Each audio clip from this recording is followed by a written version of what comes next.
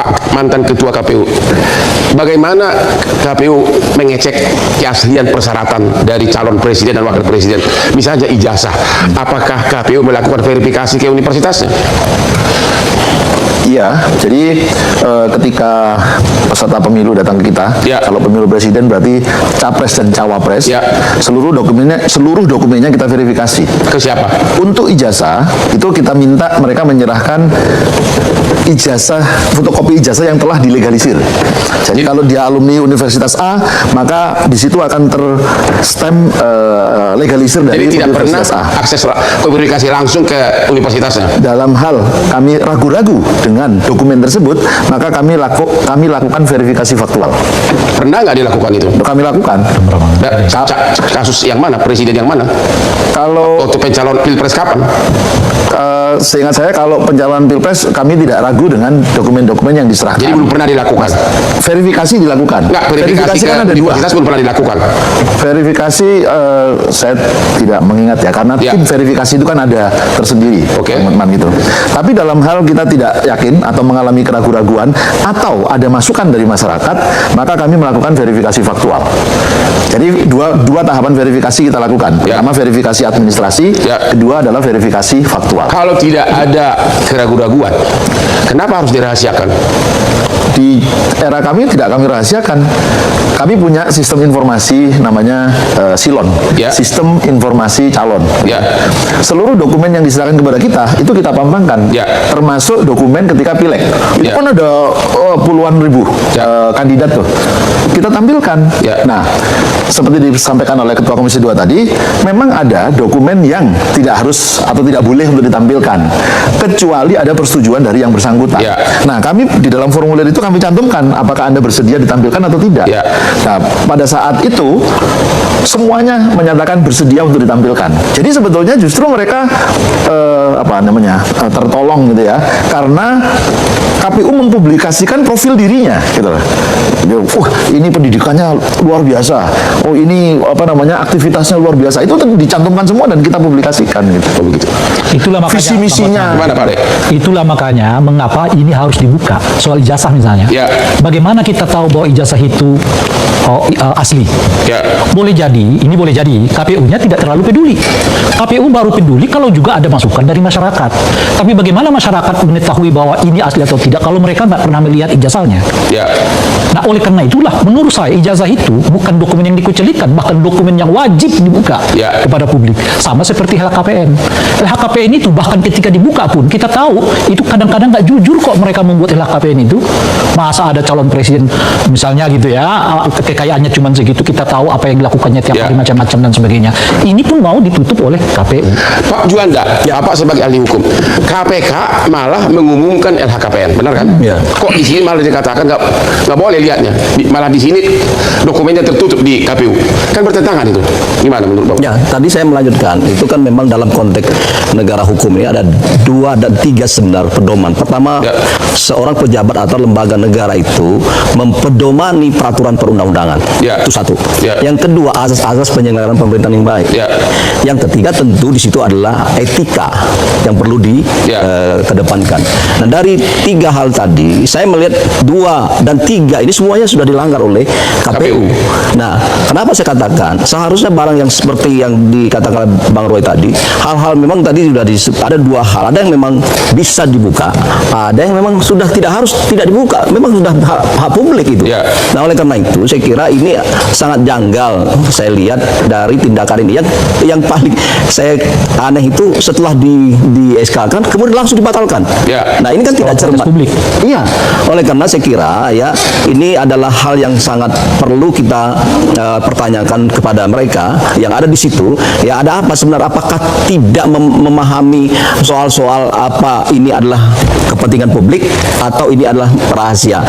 Satu. Yang kedua adalah kelihatan sekali berarti orang hukum atau apa di sana tidak bekerja dengan baik. Saya Tidak mengatakan bekerja dengan baik atau sengaja melanggar. ya, saya masih berpikir positif, tidak bekerja dengan baik. Kan kita punya prinsip, kalau sudah terlalu keluar dari nalar yang normal, must be something wrong. Pasti ada background. Menurut Bapak gimana? Iya, makanya saya masih berpikir begini. Ada sebuah dugaan saya bahwa bisa jadi begitu besar, tadi saya melanjut ke begitu besar pengaruh kekuatan yang dahsyat yang tidak bisa kita sebutkan dalam konteks konkret, tapi ada pengaruh-pengaruh luar sehingga orang hukum di situ tidak bisa bekerja dengan baik karena lebih besar kepentingan kekuasaan yang mempengaruhi dari keputusan itu daripada orang berpikir secara hukum. Misalnya, mungkin saja orang hukum mengatakan ini Pak, jangan dikeluarkan dalam bentuk keputusan. Ya. Nah, tapi bentuk ini, saya berpikir positif orang hukum di situ. Tetapi karena begitu besarnya pengaruh dari luar tadi, sehingga mereka Oke, nggak apa-apa. jadi Lanjutkan. baru satu nih, Narsum mengatakan dugaan ada besar pengaruh sampai nalar hukum tidak berlaku. Ya, saya berani mengatakan begitu. Sebab tidak mungkin tidak. Kita tanya dulu KPU berani nggak mengatakan itu?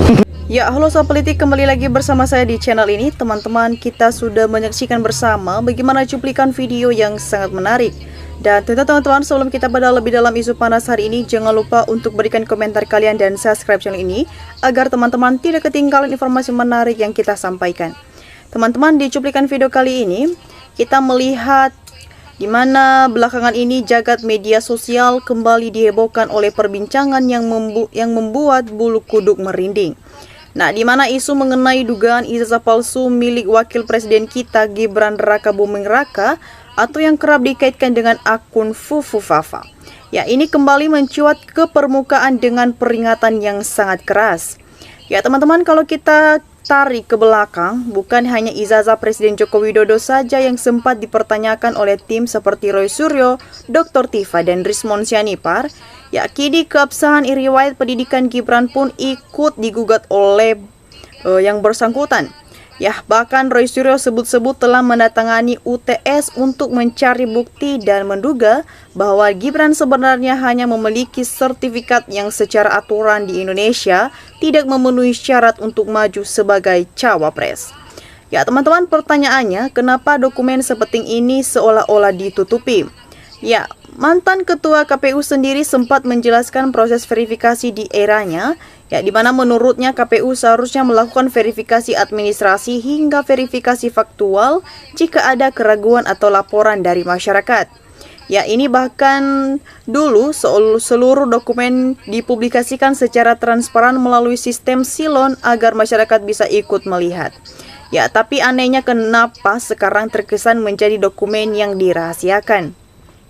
Ya, teman-teman, dalam kondisi tersebut, ya, memicu reaksi keras dari para ahli hukum dan pengacara kondang seperti Hotman Paris yang hati nuraninya terketuk untuk membedah masalah ini.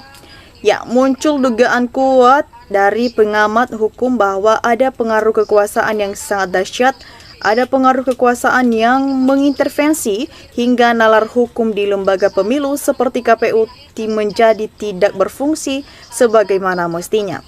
Ya, teman-teman semua, rakyat tentu tidak ingin bercekoh dalam memilih kepemimpinan, apalagi menatap Pilpres 2029 yang akan mendatang.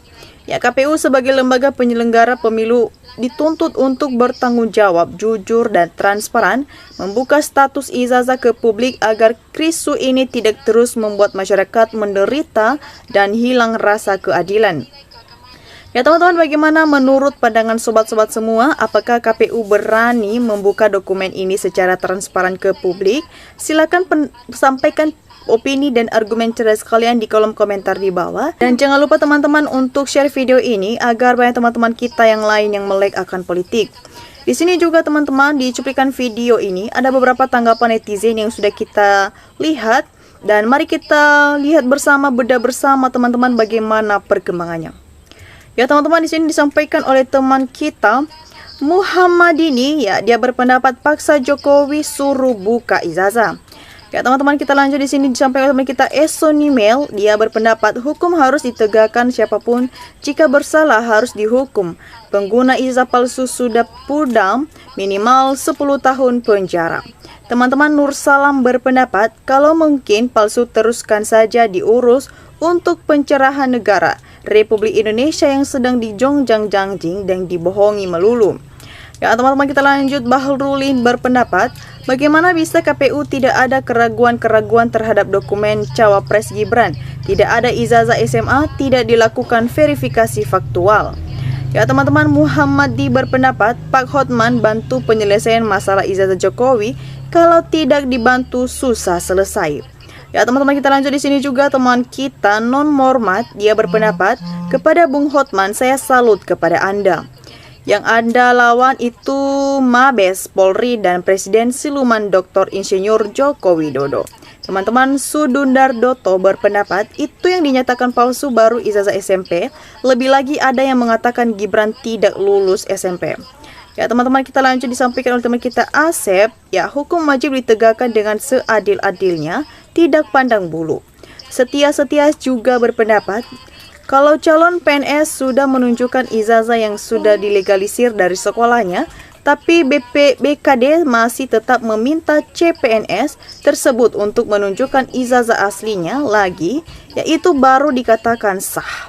Teman-teman, kita lanjut. Disampaikan oleh teman kita Sumi, ya kalau ijazah mesti dibuka ke publik, tidak perlu izin lagi pada calon, karena ijazah yang asli menjadi tolak ukur kemampuan berpikir seseorang. Aser berpendapat, kapan Gibran dimakzulkan bikin negara ini kalau belum dimakzulkan? Ya teman-teman, kita lanjut. Disampaikan oleh teman kita Rodi, KPU bilang kerok selalu ditutupi karena disogok uang yang benar, yang bersalah, yang benar berapa ratus juta KPU bongkar KPU pembohong. Ya teman-teman, kita lanjut di sini juga. Teman kita Alung Gerung, ya mustahil tidak ragu dari legalisir tidak ada tanggal bulan tahun dan NIP. Pejabat yang mengesahkan pakai NIP yang sudah tidak berlaku, jujurlah memberi informasi kepada masyarakat. Dan suatu lagi, ijazah salah satu wapres melampirkan surat keterangan, ayo bertobat sebelum rakyat murka. Ya teman-teman, Azil berpendapat, KPU bilang kerok buat bangsa ini telah melindungi ijazah palsu Joko Widodo demi ambisi. Ya teman-teman, kita lanjut di sini juga. Teman kita Teguh, dia berpendapat ke depan wajib klarifikasi ke lembaga pendidik asal ijazah dari setiap legalisir edisi dibubuhi tanggal sebelum didatangani oleh pejabat pengesahan. Ada paraf minimal 1 orang pejabat atau staf tata busana yang bertanggung jawab, terakhir bubuhi tanggal dan stempel. Ya teman-teman, kita lanjut di sini juga. Teman kita Ibrahim, ya dia berpendapat kalau jangan membodohi rakyat, KPU tidak jujur, jangan banyak ngoceh. Ya teman-teman, kita lanjut. Ilmasyid berpendapat, berarti semua kandidat ijazahnya harus diteliti dulu melalui pengadilan karena tidak memutuskan ijazah itu palsu tersebut. Asli adalah pengadilan, jadi semua kandidat harus ada surat rekomendasi dari pengadilan bahwa ijazahnya itu asli. Ya teman-teman, kita lanjut. Darmusyra berpendapat, publik mulai curiga dengan kelakuan Joko Widodo. Sejak mencalonkan Gibran jadi wali kota Solo, semua juga jadi proses majunya Gibran dengan membajak calon yang sudah disiapkan oleh PDIP. Ya teman-teman, bagaimana tanggapan kalian mengenai isu polemik ini dan tanggapan teman-teman kita? Jangan lupa untuk berikan opini cerdas kalian di kolom komentar di bawah. Dan demikian saja cuplikan video kali ini. Jangan lupa saksikan video berikutnya yang tak kalah menarik. Salam NKRI, harga mati.